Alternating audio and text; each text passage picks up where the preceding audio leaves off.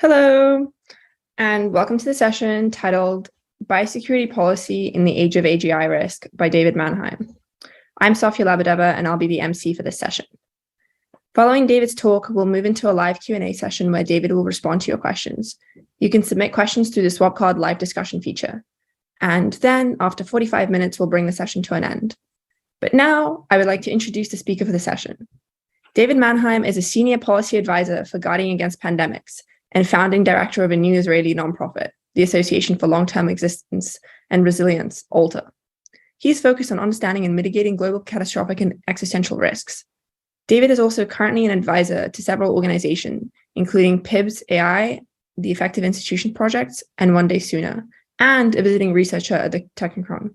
Here's David. Hi, everybody. Today I'm going to be talking about biorisk and other existential threats, notably AI. So I think most of the people attending this talk will be aware that effective altruism is concerned about existential risks. And the big ones that we tend to be focused on are nuclear war, artificial intelligence, and biorisk. I think Ben Garfinkel spoke earlier today about AI policy, and Seth Baum spoke about nuclear risk and Ukraine. So I'm going to be talking about biorisk, which is what I mostly focus on.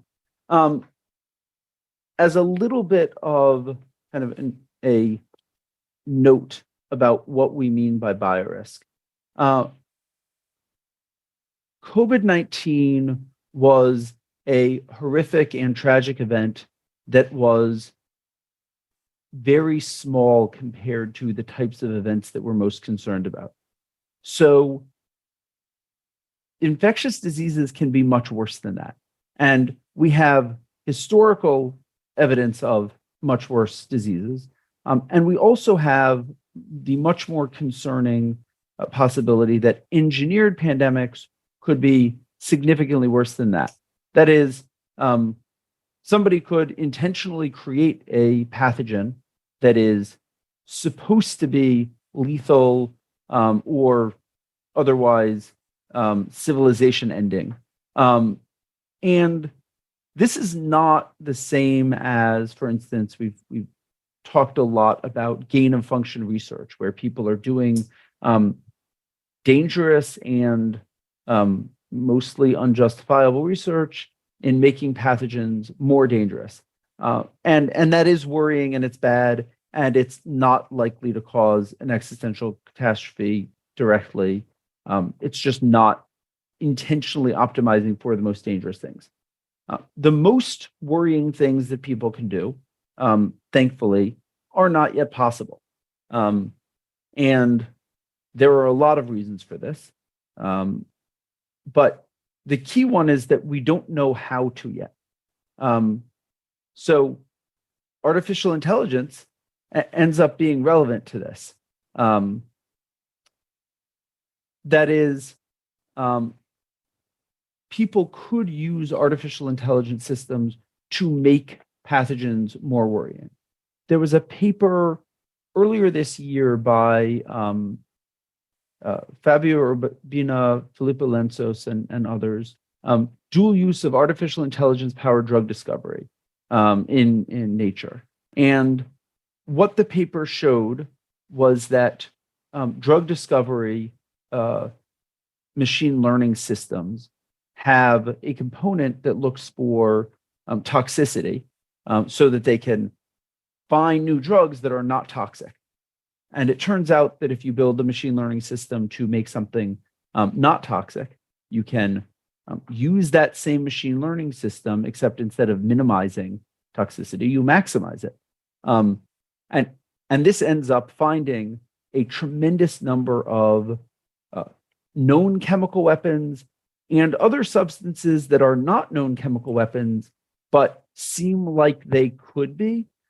And that's, very concerning.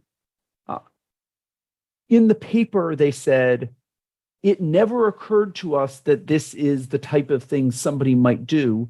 And when we were asked about this, we looked at it and realized, oh no, this is tremendously concerning that you can misuse these machine learning models. I think, to be generous, they weren't paying attention, because any amount of attention paid to this would have told you that yes, you can misuse machine learning. Now, this is for chemical weapons, and chemical weapons are in fact worrying, and I'll talk about this a little bit later, but not in the same way that bioweapons are concerning. That is, they don't spread, and you need a relatively large amount all over the place to do lots of damage. There are, of course, not similar systems currently for pathogens. So we would say, great, so nobody should do this, and that would be an obvious thing not to do. Deep Vision is a project being launched by the US government to predict pathogenicity, which is not great. Because as we know, machine learning that can predict can be used to optimize.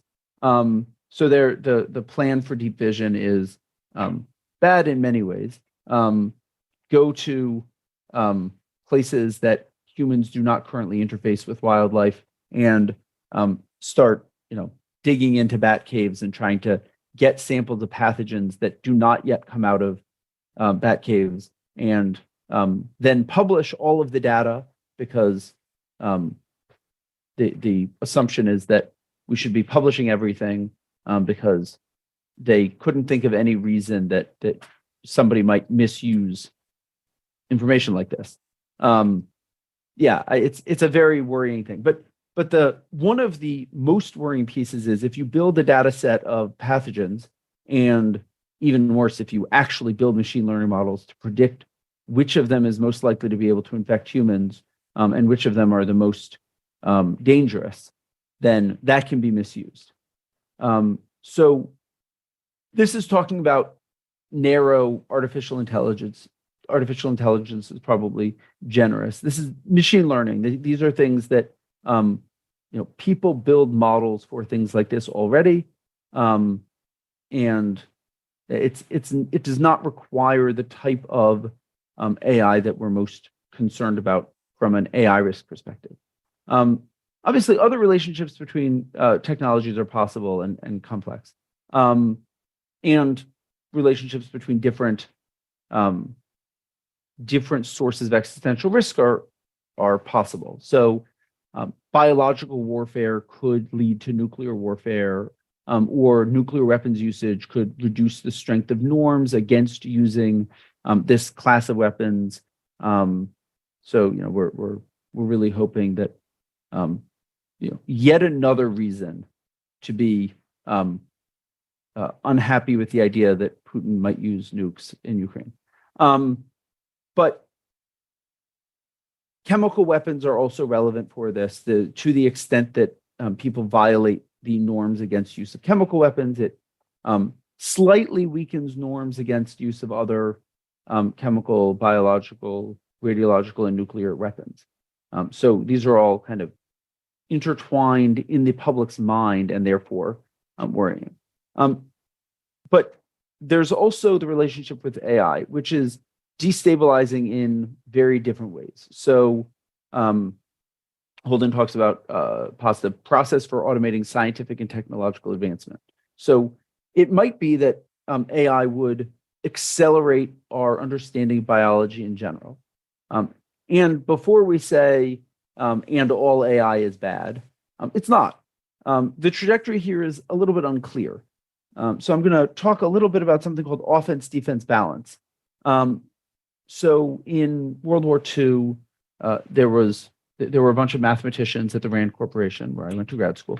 And the mathematicians, one of the things that they talked about, one of the things that a number of strategists talked about, was the offense-defense balance of different technologies. So if you think about a battle with tanks, if the attackers have 10 tanks and the defenders have 10 tanks, then the defenders will probably win because they have a slight advantage. You need a lot more tanks attacking than they have defending before you have a tremendous advantage.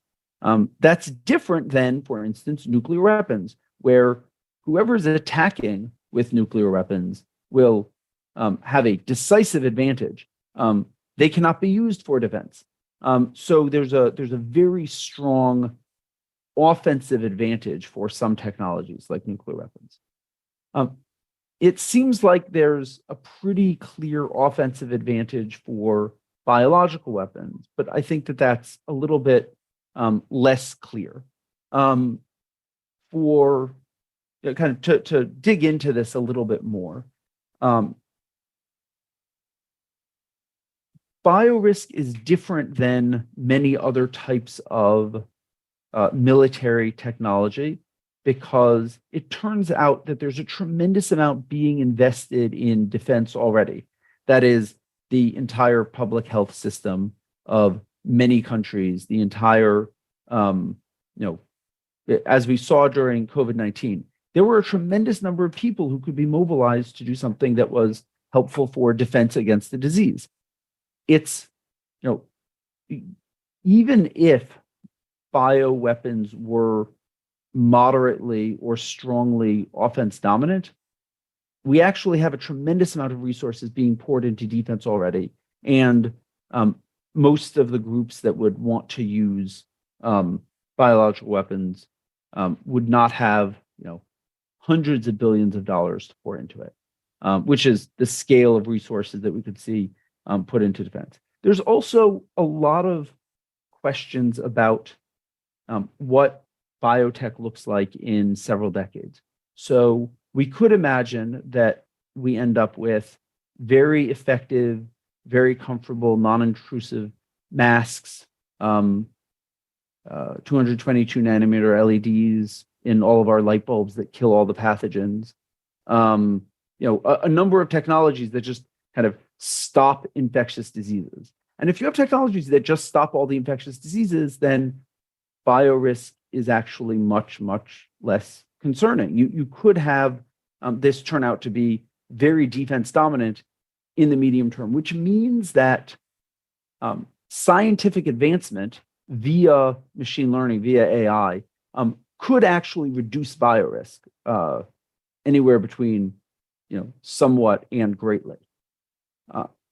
This is where I want to kind of address something that I've heard a number of times and I think is very wrongheaded, which is that people have claimed that if we do biodefense really well, then that will help defend against AI risk.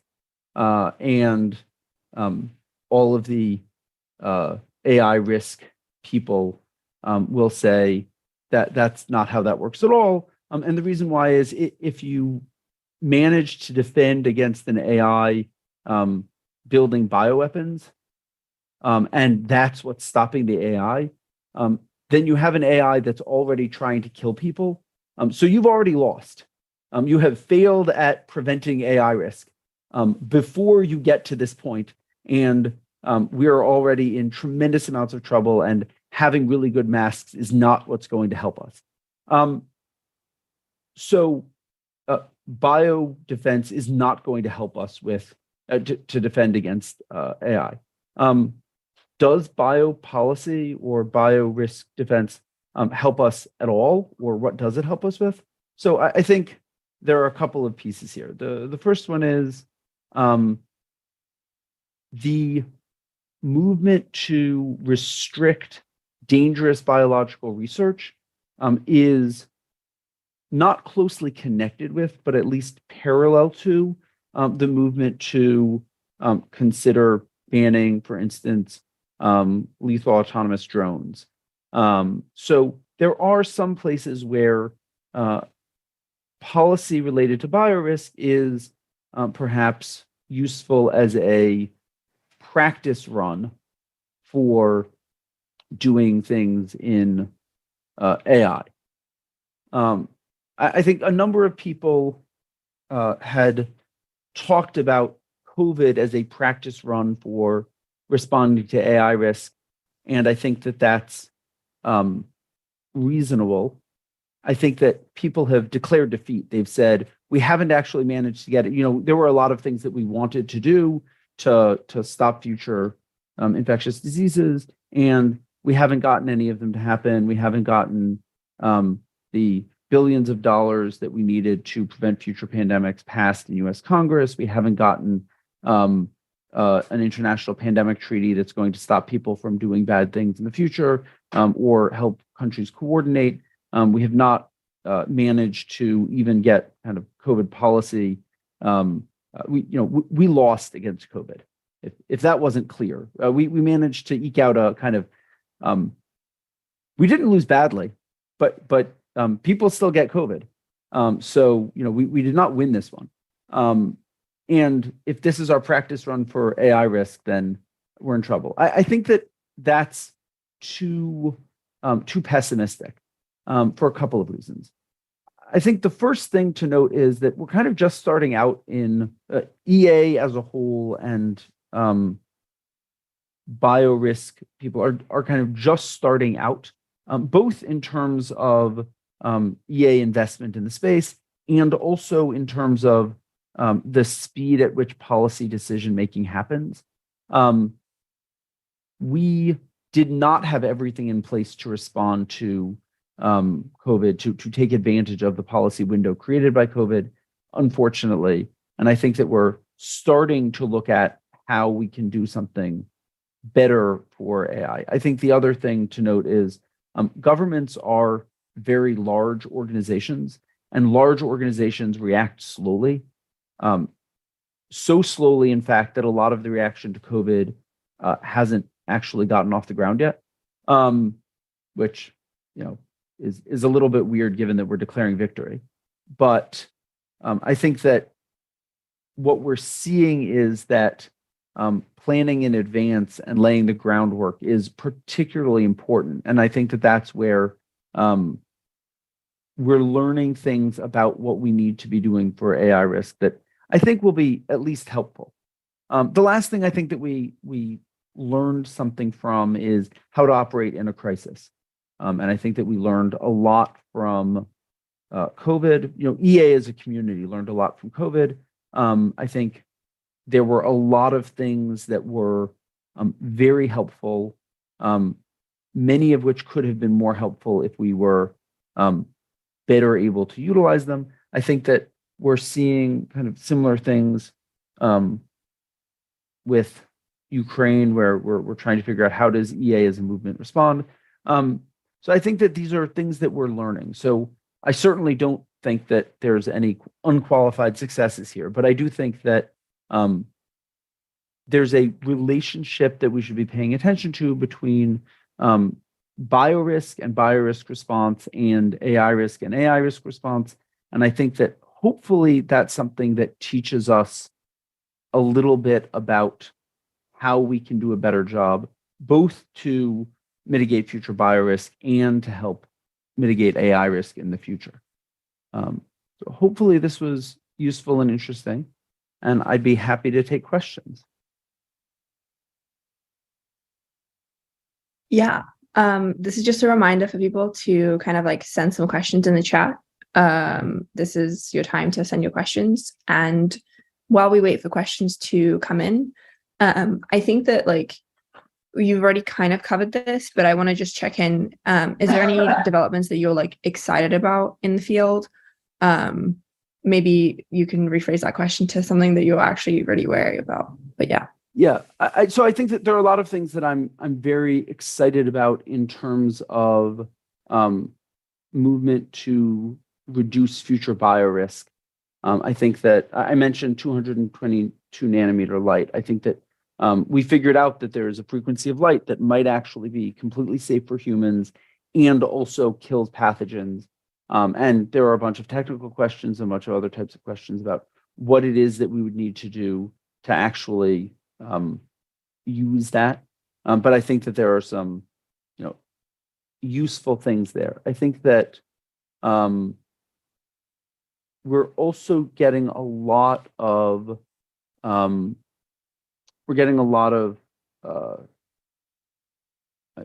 hate to say that it's useful that there was a crisis in terms of us being able to say, I told you so.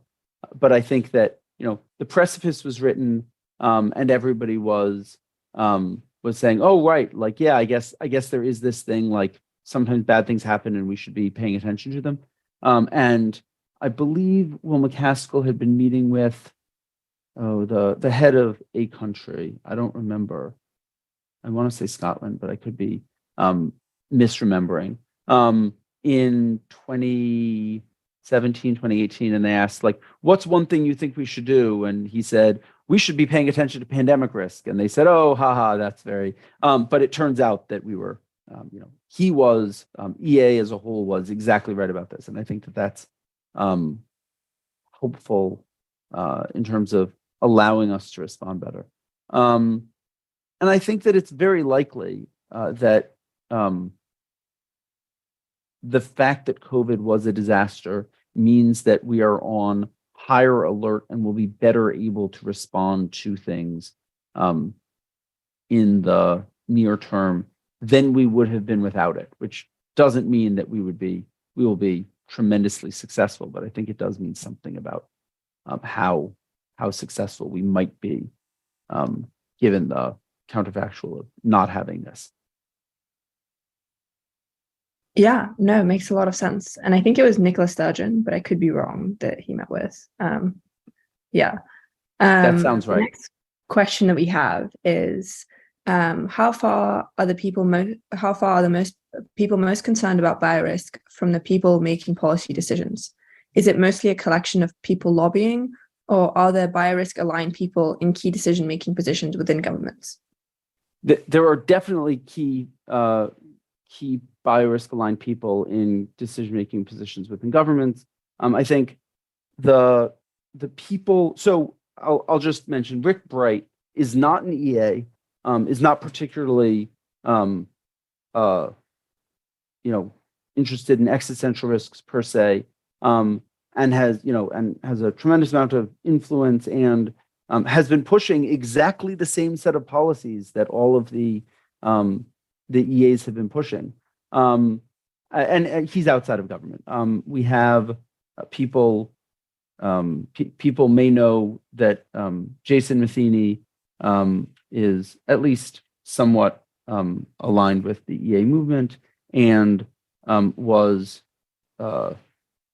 in the White House until recently when he took over RAND, which is not the same as being inside of government. But I think we do have a lot of people who are kind of inside the government. And I think that the number of people is growing. So is the number of people doing EA-oriented lobbying. I think both of them are still kind of in early stages. Yeah, no, that makes sense. Thank you. And the next question that we have, and by the way, I'm going in order of how most upvoted question. So if you guys can moderate which questions you want to ask by upvoting them in the questions chat, that would be awesome. So you mentioned the topic of info hazards. Do you have any ideas how to influence the scientific community as a whole to take these things more seriously and be more careful before publishing, e.g. genetic codes of pathogens? Do I have any ideas? I guess I'll split this into, do I have any ideas, and do I have any ideas that I think are tractable? So yes and no, respectively. I think that scientific norms are very valuable most places. I think that we have not gone far enough towards open science in most domains. It turns out that people still don't pre-register their analyses. They still don't. I still get papers for review, and they have done nothing to kind of their data is completely missing, and their analyses are completely non-transparent, and they're not registered anything. And it's not nearly open enough. And then in biorisk, in this area, please stop being so open. So it's kind of difficult to push in the direction of less transparency against the tide of more transparency. But I do think that there are a number of things that can happen that are helpful here in terms of enhanced review. And I think more important than dealing with info hazards, I would say, is dealing with funding dangerous research. And I think that that's actually a more tractable thing to stop. Not easy, but I think much more tractable than telling scientists, hey, when you find something that's dangerous, please don't do anything. I do think that there are some really valuable efforts. iGEM is doing a lot of work on how you teach people that technology can be misused, and maybe you should pay attention to that. I wish there was somebody as prominent in the AI space explaining to technologists that AI could be misused. So I think that, we're doing better on that in bio than we are in AI, at least, which is, I guess, not saying very much. So yeah, I do think that that's a key point. And I think that there's a lot of effort being put into trying to figure this out. But I don't think that there's any chance that we can tell people, like, don't publish genomes of pathogens at this point. It kind of the horse has left the barn. What would have to change, I guess, for people to stop publishing genomes? Or, like, you don't think anything that could? I mean, the smallpox genome has been out there since before DNA synthesis was a thing. I think it's very possible that we find something more dangerous than smallpox out there in the future, especially if we're poking around looking for it. But there are bad enough things out there kind of publicly already. Large data sets are more worrying for this, but they're also more useful.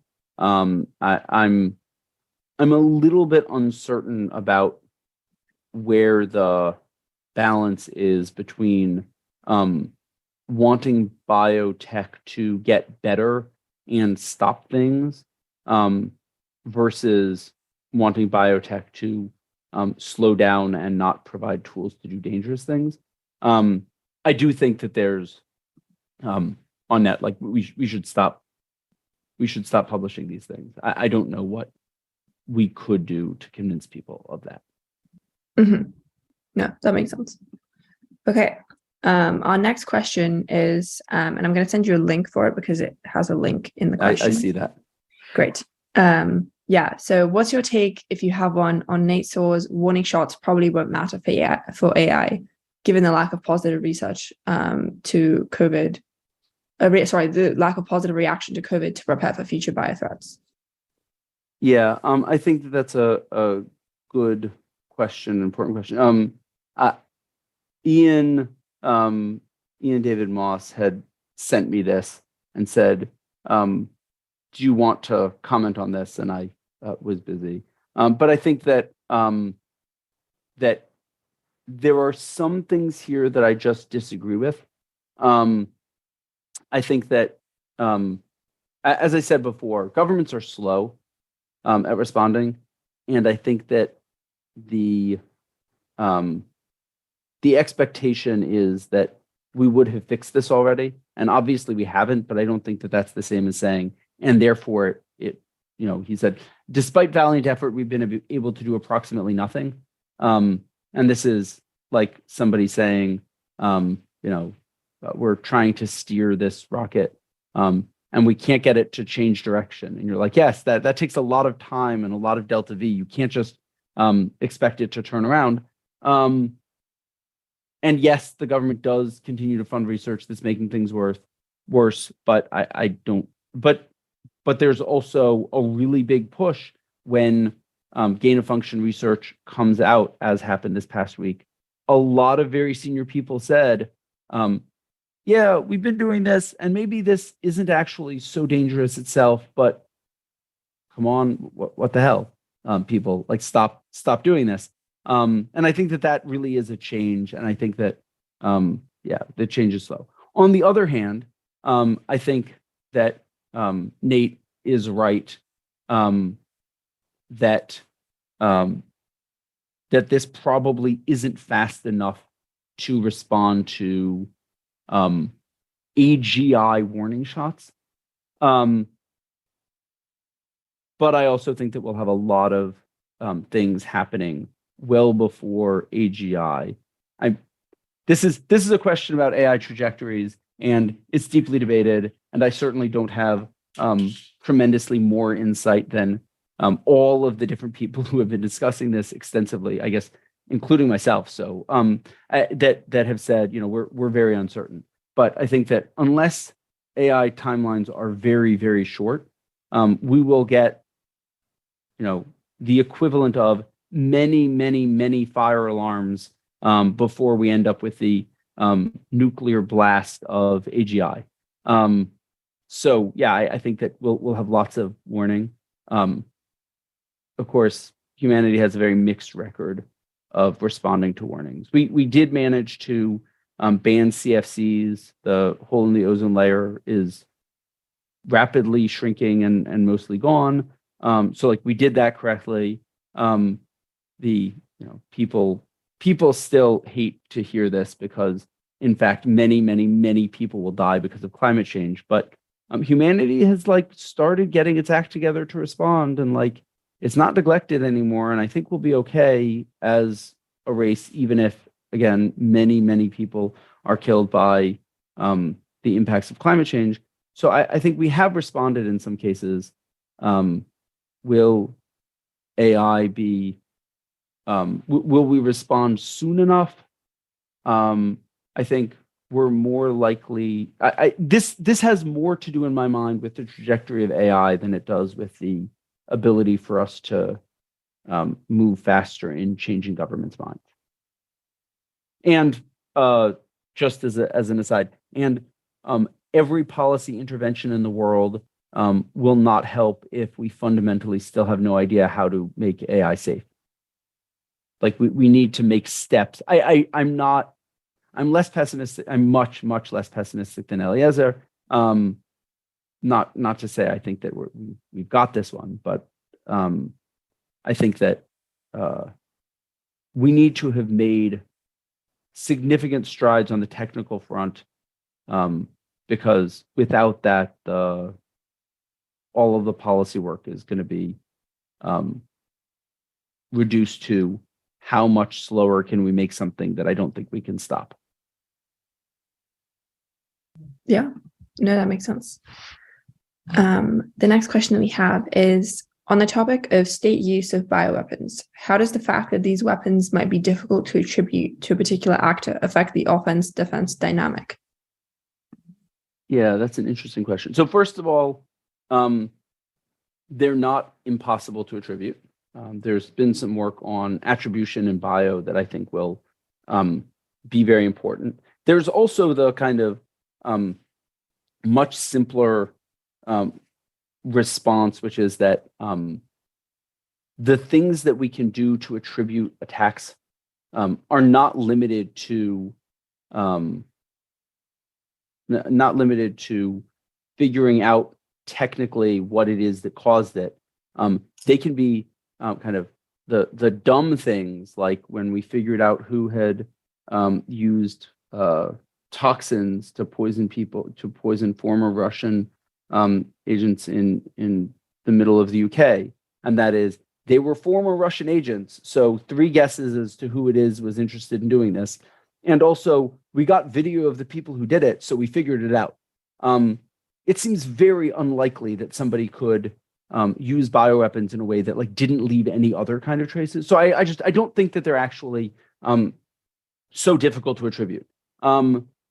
That said, I also think that there are lots of other reasons that most states are not interested in using bioweapons. I think that there are some dynamics around pariah states that are worrying. I don't think there's anything more we can do to North Korea to convince them not to do bad things. We're already doing everything we can. They're not going to give up their nuclear weapons. I worry. I think, man, my feelings about Russia and Ukraine are complicated, and I'm not going to get into all of them. But I do worry to some extent that if you punish Russia too much for a ground war in Ukraine, which is very bad and violating norms and absolutely needs to stop. But if you pull out all the stops now, then if they use nuclear weapons, what more do you do? And if they use bioweapons, what do you do to respond to, norm breaking? And the answer is, well, you're already doing everything you can, so not much. So I think that there are some concerning things around state use of bioweapons. All of that said, bioweapons are not great weapons. They're bad as weapons. We like guns that only shoot in the direction we point them, and nuclear weapons that we get to pick where they land. And many bioweapons do not fit that description. That said, certain states, Russia, decided to develop like really dangerous bioweapons that like aren't directable at all anyway. So I don't know how strong of an argument it really is that like states probably won't do things that are not actually useful as weapons. I am much more concerned about non-state actors, who are even less capable than states of doing anything really worrying at present. And so the question there is kind of what the trajectory of biotech looks like. Very fascinating. If you could control, sorry, this is the next question, but if you could control EA biorisk communication outreach efforts, what is the most important message you'd want them to be communicating to the general public? I think this ties in with iGEM and things like that. Yeah. So I will say there's a very good reason that different people specialize in different topics. And I'm not, I did a postdoc on risk communication, so I should really know something about risk communication. But I feel like I'm not the best person to talk about what messages we want to get out there. I think some of the messages are incredibly obvious, which is there are some dangerous things here, and we probably need to make sure that we're being careful.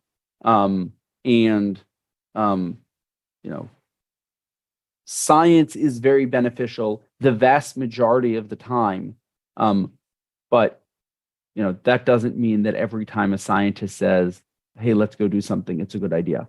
And yeah, I think that that's really important. And I think that the other thing that is a very difficult message is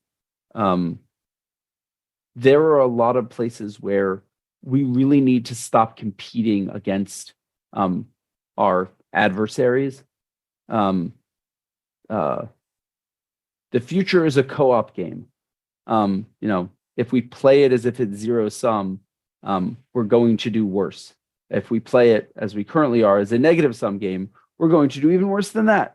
I very much agree with kind of the Drexler and others talking about Pareto-topian ideas and the fact that like there's a lot of really great stuff that can happen. I think there's an interesting assumption that people make that EAs are very worried about the future, and that's why they're currently always talking about the risks.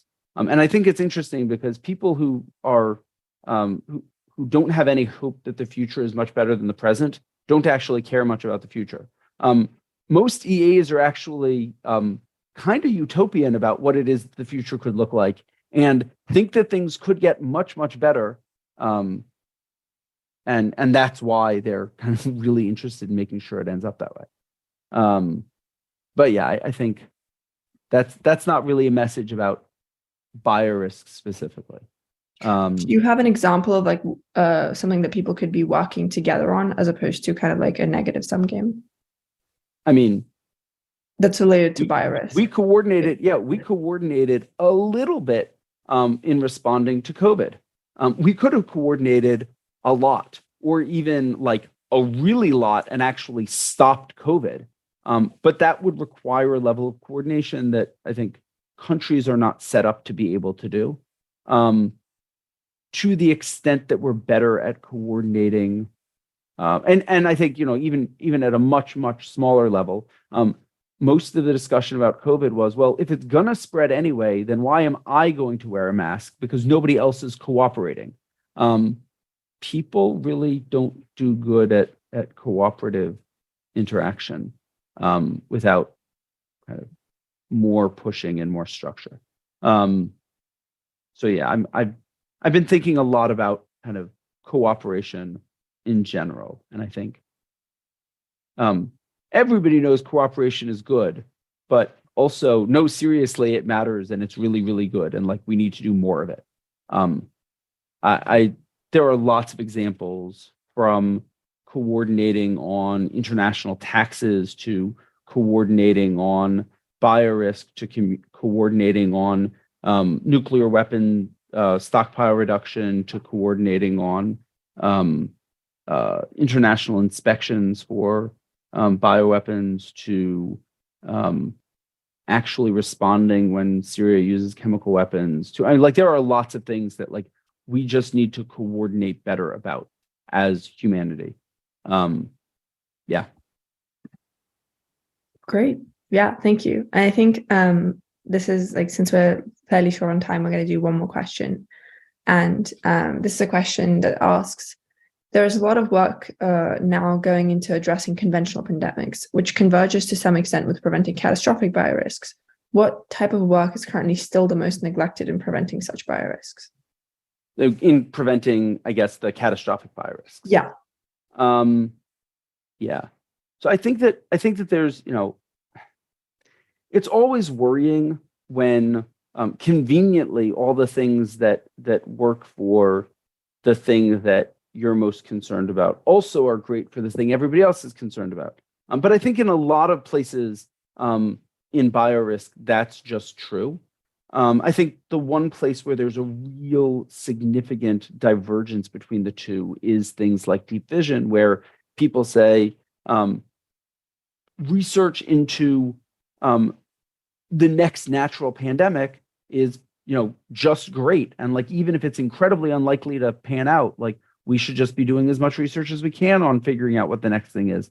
And it turns out that there are externalities in terms of ability to predict pathogens and therefore design pathogens.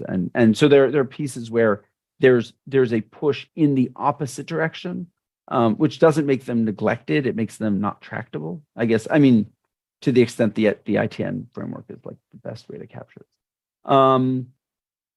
Neglected topics. I mean, I think there are a bunch of things that are neglected here. I think some of them are pretty narrow in terms of like, we still really need to design good masks. We never figured out how to make good masks.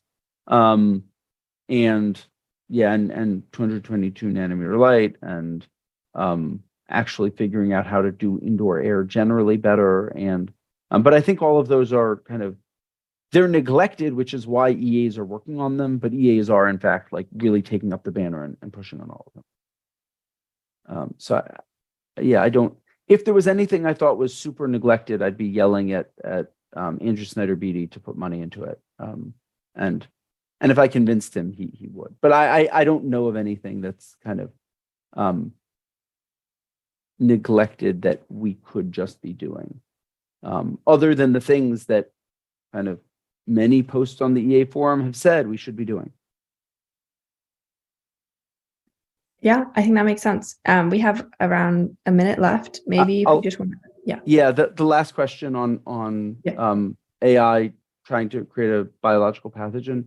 If an AI is trying to create a pathogen to kill humans, then yeah, it means that that we've failed at aligning the AI, and that I don't see any possibility that an AI system that's smart enough to figure out that it might want to design a pathogen wouldn't be capable of doing something else. And if I knew what that other thing was, then I would be much smarter than I am, and you'd have to worry about me taking over the world.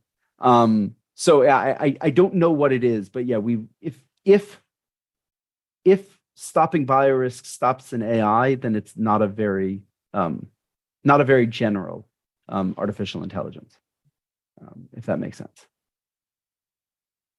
Wonderful. Thank you everyone so much for tuning in. And that's the end of the session. Have a great There will rest of be your day, office everyone. hours in 15 minutes. That I'm supposed to be doing.